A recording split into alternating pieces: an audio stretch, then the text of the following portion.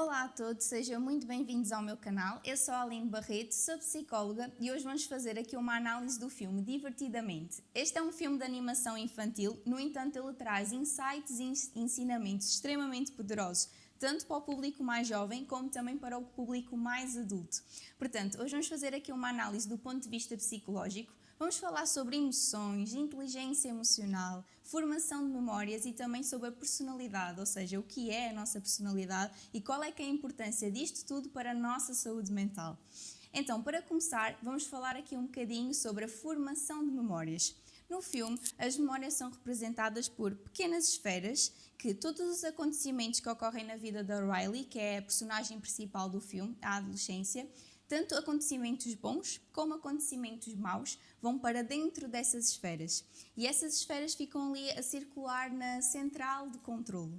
E no filme nós podemos observar que são as emoções que decidem que bolinhas dessas, ou seja, que memórias é que elas vão levar para dentro de um elevador.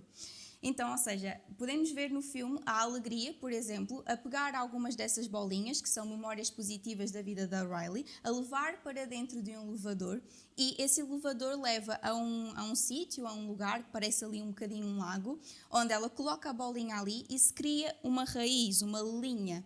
E são essas raízes que formam a personalidade da Riley, ou seja, o seu sentido de self, quem ela verdadeiramente é.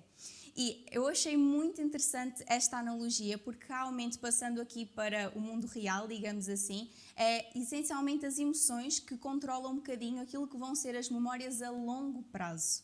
Então, como eu expliquei, o conjunto dessas linhas ou dessas raízes que vão até à central de comando da Riley são representadas pela nossa personalidade, ou seja, todas estas linhas definem quem nós somos.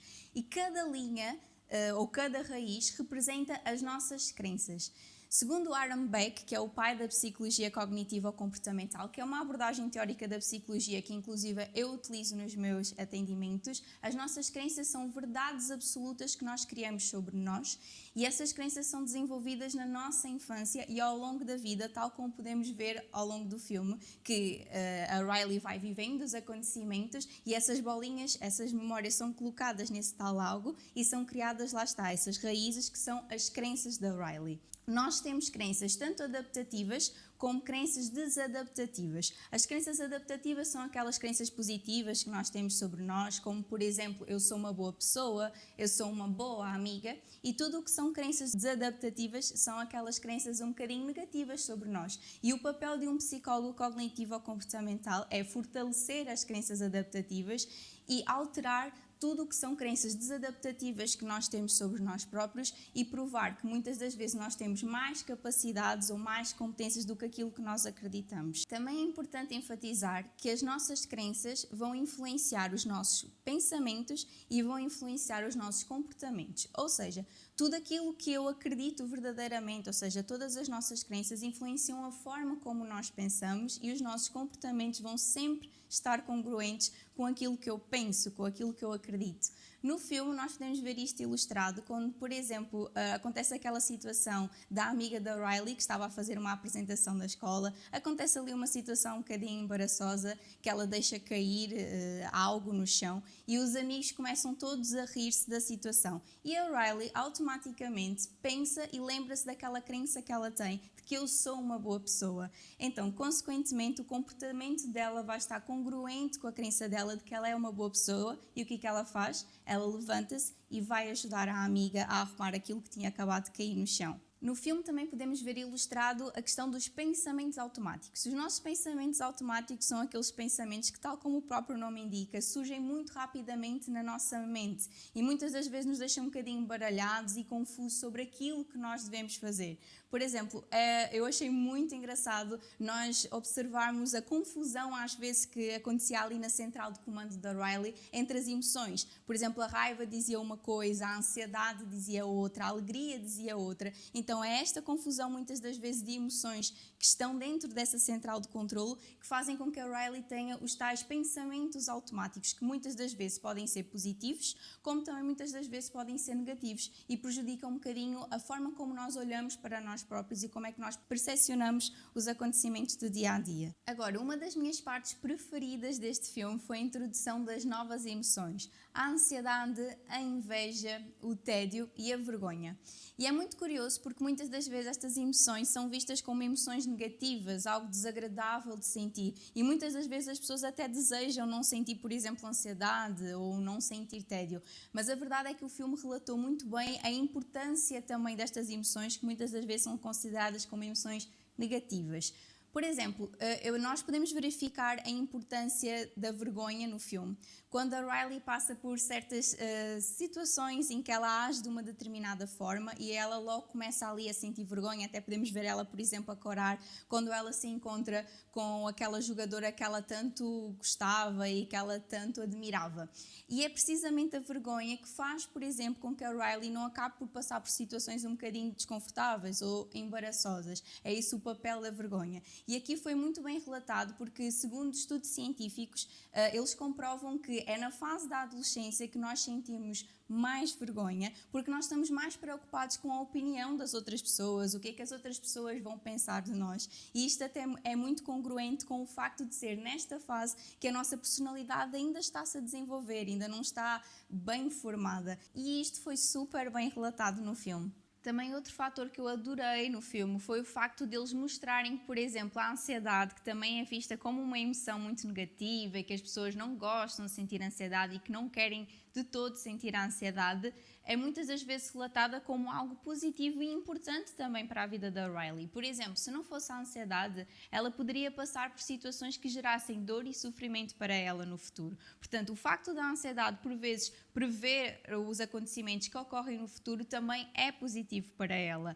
E isto é extremamente importante porque lá está, muitas das vezes as pessoas não querem sentir ansiedade porque acham que a ansiedade é algo extremamente negativo, mas é importante nós termos em consideração que a ansiedade pode ser positiva sim, porque é a ansiedade que nos prepara, por exemplo, para um exame importante ou para uma prova importante, uma entrevista, por exemplo, de emprego importante para nós, mas a ansiedade em extremo é que pode ser prejudicial para nós seres humanos. Mas eu já vou explicar um bocadinho melhor mais à frente sobre esta questão da ansiedade excessiva. O tédio também desempenhou aqui um papel extremamente importante, porque, por exemplo, fez com que a Riley utilizasse o sarcasmo em determinadas situações.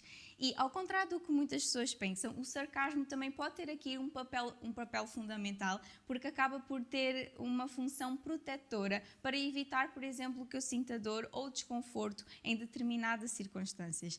E outro aspecto que eu adorei nesta representação do tédio foi o facto dele utilizar um telemóvel para poder controlar ali a central da Riley, que vamos lá fazer esta analogia. Muitas das vezes, quando nós sentimos tédio, o que é que nós fazemos? Começamos a fazer scroll no nosso telemóvel, nas redes sociais. Portanto, gostei muito aqui da forma como eles ilustraram a personagem tédio. Agora, voltando aqui à emoção ansiedade, que eu senti que neste filme foi muito destacada. O que acontece é que a ansiedade pode ter sim um papel benéfico nas nossas vidas, mas ao longo do filme nós podemos observar que a ansiedade também desempenhou um papel prejudicial quando ela tomou controle ali daquela central de controle da mente da Riley. E a verdade é que a ansiedade em extremo pode ser extremamente prejudicial porque muitas das vezes faz com que a Riley acabe por ter comportamentos que não são congruentes com a verdadeira personalidade dela, com o seu verdadeiro sentido de self, tudo pelo medo de ela não conseguir ser aceite pelo tal grupo de amigas que ela tanto desejava. E é aqui que entram dois conceitos extremamente importantes da psicologia cognitivo-comportamental, que é o conceito de catastrofização e o conceito das estratégias compensatórias. Ou seja, a ansiedade basicamente são as projeções que nós fazemos para um futuro que muitas das vezes pode ser muito mais catastrófico do que aquilo que ele realmente é. E o que acontece é por ela ter tanto medo e imaginar na sua cabeça que o futuro vai ser muito mais catastrófico, que ela acaba por ter comportamentos que são incongruentes com aquele que era o self dela.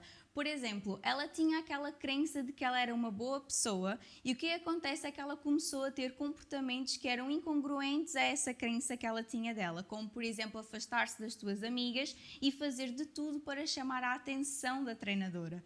Outro evento que nós podemos verificar no filme que foi relatado foi quando, por exemplo, ela soube que naquele caderno específico, que foi um caderno que ela viu quando ela estava com aquela equipa, com aquelas raparigas da equipa de hóquei, que naquele caderno específico a professora tinha escrito o que é que achava dela e se ela estaria apta ou não para entrar na equipa. A verdadeira identidade da Riley e as crenças verdadeiras dela não foram compatíveis com o comportamento que ela teve, que foi lá e invadir um espaço que não era o dela para poder ver o caderno. Ou seja, aquele medo excessivo que ela tinha de não conseguir entrar para a equipa. E o que é que significava para ela não entrar para a equipa? Que era, não ia ter amigas na escola, que ela ia ser deixada de parte, que ela não ia ser valorizada só pelo facto dela não estar na equipa de hóquei. Ou seja, todo esse medo e esse cenário extremamente negativo que ela criou na cabeça dela fez com que ela tivesse um comportamento que não fosse e que não era compatível com aquilo que ela verdadeiramente era, com a personalidade dela. E é neste momento que entra a dissonância cognitiva, que é um conceito novamente da terapia cognitivo-comportamental e que muitas das vezes ocorre connosco, que é quando o nosso comportamento não está congruente com as nossas crenças, com as nossas personalidades. E é muito importante nós olharmos para isto com atenção, porque no nosso dia-a-dia, muitas das vezes, acontece isto. Às vezes eu posso ter um comportamento que não é congruente com aquilo que eu verdadeiramente sou. E se eu não estiver atenta a estes pormenores, eu vou acabar por construir uma persona e vou colocar em mim uma máscara que não corresponde ao verdadeiro eu. E isto, claro, causa muito sofrimento e muito mal-estar porque não estamos a ser congruentes com a nossa verdadeira essência. Então, ou seja, tudo isto pode ser verificado na Riley quando, por exemplo, ela começou a ser desleal com as amigas, quando ela começou a fazer de tudo para entrar para a equipa, invadiu o espaço de uma outra pessoa, no caso da treinadora, para poder olhar para o caderno e começou também a bajular as meninas que estavam na equipa de hóquei. Tudo isto, novamente, incompatível com aquilo que ela era. E agora aqui uma curiosidade, é que tudo isto também pode ser trabalhado na terapia da aceitação e compromisso, que novamente é uma abordagem que eu utilizo muito nos meus atendimentos, onde nós nos focamos nos nossos valores, ou seja, o que é aquilo que é verdadeiramente valioso e importante para mim. E, consequentemente, quando nós temos noção dos nossos valores, aquilo que nós valorizamos, aquilo que faz parte de mim, consequentemente, ao longo do nosso dia-a-dia, da nossa vida, vamos tentando ter comportamentos que sejam congruentes com estes valores. Portanto, é muito importante nós analisarmos isto para termos também uma vida mais leve, mais saudável e com mais saúde mental. Então, ou seja, a ansiedade criou aqui uma crença negativa de que ela não é boa o suficiente e por ela acreditar nessa crença, ela começou a ter comportamentos que não eram congruentes com aquilo que ela verdadeiramente é e, consequentemente, ela começou a criar aqui aquele segundo conceito que eu queria falar convosco, que é das estratégias compensatórias. Ou seja, ela começou ali a fazer de tudo para que essa crença de que eu não sou boa o suficiente não fosse verdadeira. E todos esses comportamentos eram incompatíveis, novamente, com aquilo que ela verdadeiramente é. Então, nós também, ao longo do nosso dia-a-dia, quando nós temos essas crenças negativas, essas crenças disfuncionais, muitas das vezes nós criamos estratégias compensatórias para compensar essa crença negativa que eu tenho sobre mim mesma. E depois o que acontece muitas das vezes é que essas estratégias que eu adoto não são estratégias adaptativas, não são estratégias boas porque não são congruentes com aquilo que eu verdadeiramente sou. E muitas das vezes isto pode desencadear mais sintomas ansiosos e também mais sintomas depressivos porque eu olho ao espelho e não reconheço a pessoa que eu sou metaforicamente. Agora, outro aspecto que foi muito interessante no filme foi nós podermos observar aqui aquela questão da crise existencial da Riley. No início do filme, nós observamos que era praticamente a felicidade, a alegria, a emoção alegria, que comandava ali a central de controle da Riley. Ou seja, Era a alegria que decidia quais é que eram as bolinhas, ou seja, quais é que eram as memórias que ela ia levar para aquele elevador e queria plantar ali e criar aquela raiz, aquela cordinha que nós já vimos que são as nossas crenças. Ou seja, no início do filme, a Riley era muito comandada pela alegria. E então, basicamente, todas as crenças delas eram crenças muito positivas, de que ela era uma boa pessoa, de que ela era uma boa amiga, mas isto também pode ser prejudicial para nós. Muitas das vezes nós achamos que temos que ser pessoas muito alegres e que temos que estar felizes o tempo todo, o dia todo, mas a verdade é que nós somos tanto emoções positivas como emoções negativas. Nós somos tanto memórias positivas como memórias negativas. Portanto, não adianta estarmos sempre à procura de ser esta pessoa alegre e o tempo todo agitada e o tempo todo a trazer alegria para nós. A tristeza também é importante. Também é importante nós chorarmos. Também é importante de vez em quando estarmos um bocadinho ansiosos. E o que acontece é que no final ali do filme, nós observámos que foi a ansiedade que começou a dominar ali a central de controle.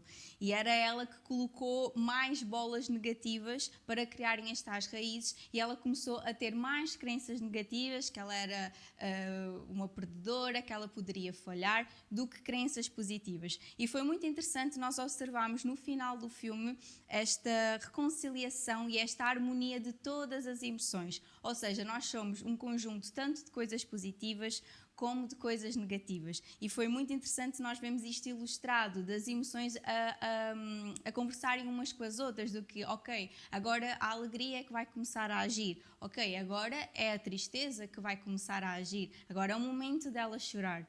Agora é o momento da ansiedade de entrar e lembrar, por exemplo, que ela precisa de fazer uma coisa importante, de antecipar o futuro. Então, isto doseado é que causa equilíbrio mental e faz com que a gente tenha saúde mental. Portanto, nem em excesso para o lado positivo e nem em excesso para o lado negativo. Então, ou seja, a conclusão deste filme, nós podemos observar que no final todas as emoções perceberam que poderiam trabalhar de forma híbrida para a vida da Riley. E então, isto é uma mensagem extremamente importante para nós, que muitas das vezes nós buscamos alcançar a perfeição, de que temos que estar sempre bem, temos que estar sempre alegres e contentes, mas a verdade é que não. Nós somos alegria, nós somos tristeza, nós somos tédio, somos inveja, somos ansiedade, somos isto tudo. E é quando nós abraçamos estas emoções todas, abraçamos também a tristeza, que é um ótimo regulador emocional, é isto tudo que faz com que a gente tenha inteligência emocional e também conseguimos ter mais saúde mental e mais benefícios para a nossa vida. Então, muito obrigada por terem assistido até aqui. Eu gostaria muito de saber qual é que é a vossa opinião sobre o filme Divertidamente, o que é que vocês acharam, se por acaso identificaram mais algum pormenor que vocês acham que seja interessante de debatermos aqui. Portanto, comentem a vossa opinião aqui nos comentários, subscrevam o canal e sigam-me nas minhas redes sociais. O meu Instagram vai estar aqui a passar e também na descrição deste vídeo. Então, até ao próximo episódio.